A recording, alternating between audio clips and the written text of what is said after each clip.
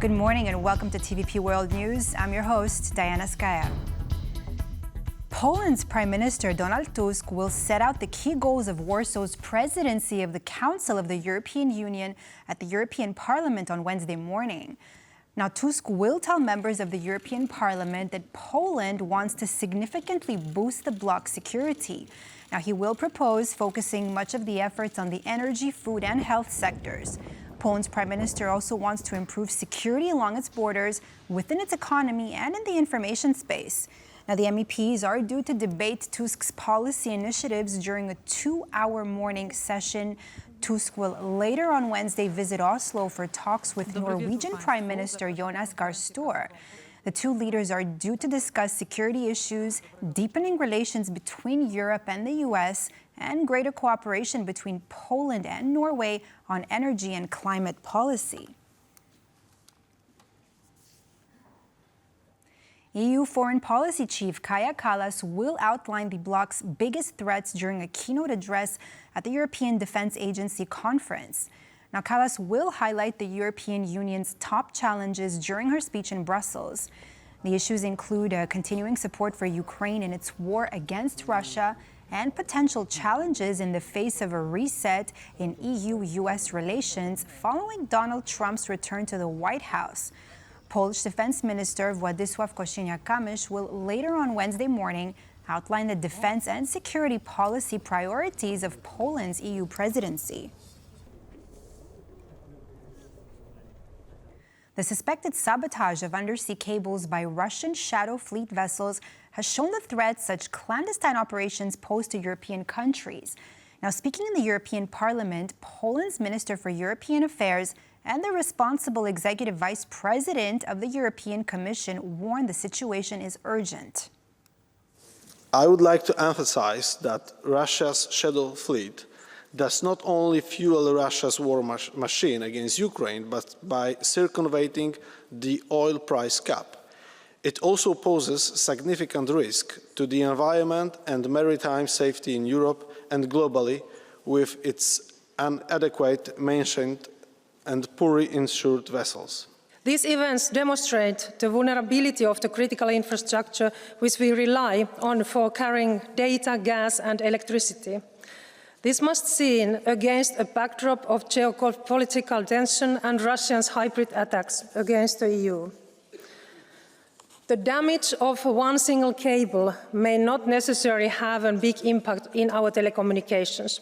However, the systemic disruption may cause several consequences for the affected regions and also the Union as a whole.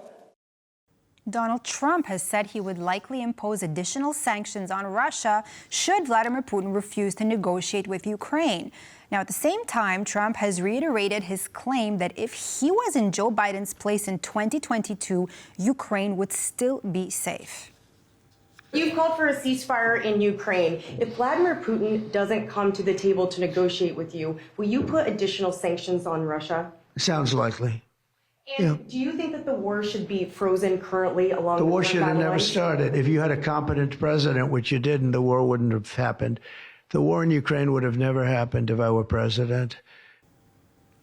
Donald Trump vowed to hit the European Union with tariffs, saying that the EU treated the United States unfairly. Now, the U.S. president added that his administration is discussing imposing a 10% tariff on goods from China by February 1st. We're talking about a tariff of 10% on China based on the fact that they're sending fentanyl to Mexico and Canada. How soon on those tariffs? Probably February 1st is the date we're looking at. The European Union is very, very bad to us. They treat us very, very badly. They don't take our cars. They don't take our cars at all. They don't take our farm products, essentially. They don't take very much. We have a $350 billion deficit with the European Union. They treat us very, very badly. So they're going to be in for tariffs. Bracing for possible mass deportations that President Trump has vowed to enact, Poland's government has made sure that the country's consulates in the U.S. are ready. Now, additional consular services outside consulate buildings will be provided in case they're needed by Polish citizens.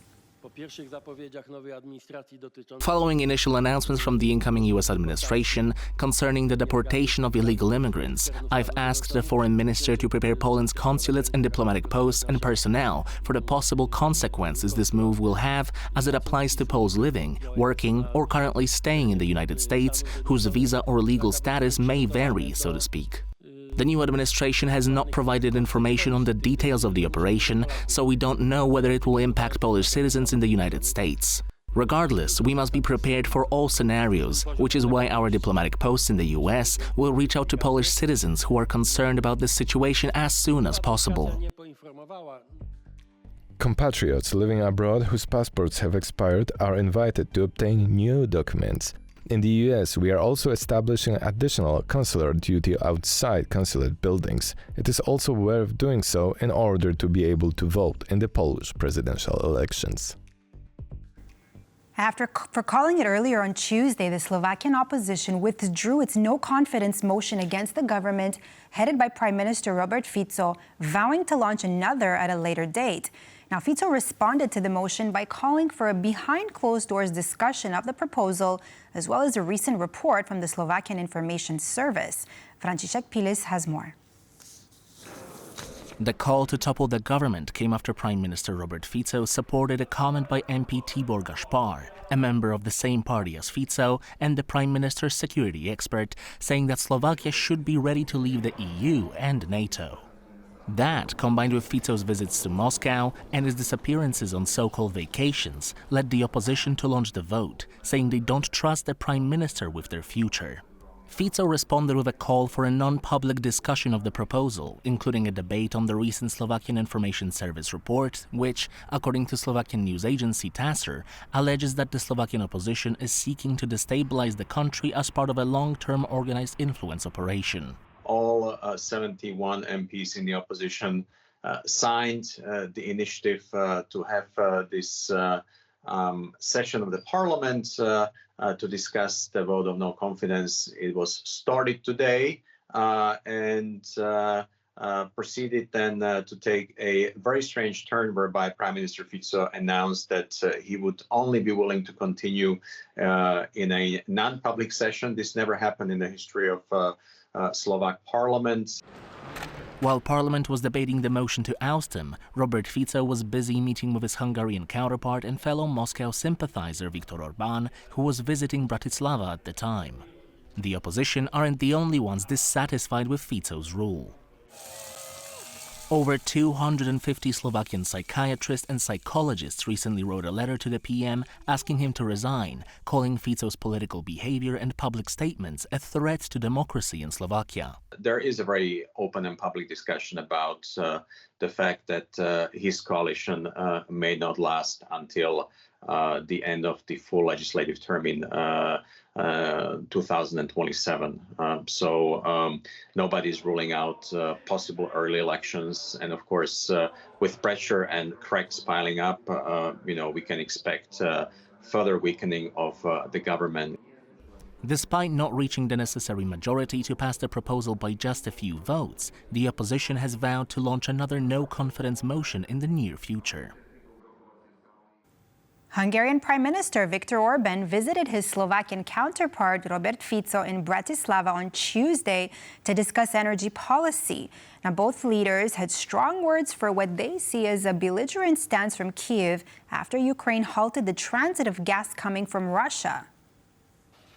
Perhaps this is the right place to say that the manner in which the Ukrainians have refused to negotiate a settlement is quite simply unacceptable. Aggressive and hostile statements are coming from Kyiv, and this is not the way to resolve these issues. I would like to point out that Kyiv no longer sits so firmly in the saddle that it can afford this behavior. I think that we share the same view as we claim that the decision will not only damage Slovakia in terms of transit fees, but will damage the entire European Union, including Hungary, because it will increase the burden of rising energy prices in Europe. German Chancellor Olaf Scholz has commented on Elon Musk's gesture at the inauguration of U.S. President Donald Trump, suspected by international onlookers to be a Nazi salute. Now, this latest comment follows a thread of interactions between Musk and Scholz, opened by the former support of Germany's far-right AfD party. So on the question of the dealing of Elon Musk, I had a lot of things to comment in the past because he was discussing a lot about Europe. And just to repeat what I already said, we have the freedom of speech in Europe and in Germany. Everyone can say what he wants, even if he is a billionaire. And what we do not accept is if this is supporting extreme right positions. And this is what I would like to repeat again. Ukraine and Israel are looking to step up their cooperation, with the latter proposing to transfer weapons seized by the IDF in its fight against Lebanon and other entities. Now, the announcement comes following a meeting between the Israeli Deputy Foreign Minister and Ukraine's ambassador to Israel. Now, in a social media post, the Ukrainian embassy in Israel said that the initiative is a way for Ukraine and Israel to recognize common threats faced by both countries, particularly the military cooperation between Russia and Iran. Additionally, representatives of Israel and Ukraine discussed ramping up bilateral talks at the highest levels, as well as cooperation in the economic and humanitarian fields. Donald Trump announced a new AI project dubbed Stargate with at least $500 billion in funding. Now, according to the American president, 3 companies will form a joint venture for the project, creating some 100,000 jobs. Trump said he will make Stargate possible with executive orders. Together, these world-leading technology giants are announcing the formation of Stargate. So put that name down in your books, because I think you're going to hear a lot about it in the future. A new American company that will invest $500 billion at least in AI infrastructure in the United States, and very, very quickly, moving very rapidly, creating over 100,000 American jobs almost immediately. This monumental undertaking is a resounding declaration of confidence in America's potential under a new president. Let me be a new president. I didn't say it, they did. So I appreciate that, fellas. And now moving on to the world of sports. In tennis, Poland's Iga Świątek powered into her second Australian Open semi-final with a 6-1, 6-2 center court rushing of 8th seed Emma Navarro.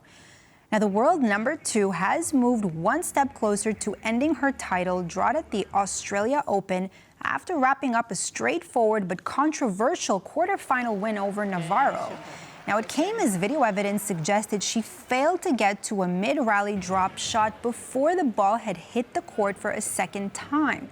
Navarro questioned the umpire immediately after Świątek had later hit the winner, but the Americans' decision to play out the point meant there would be no review. Świątek will now face American Madison Keys, against whom she has a 4-1 win record.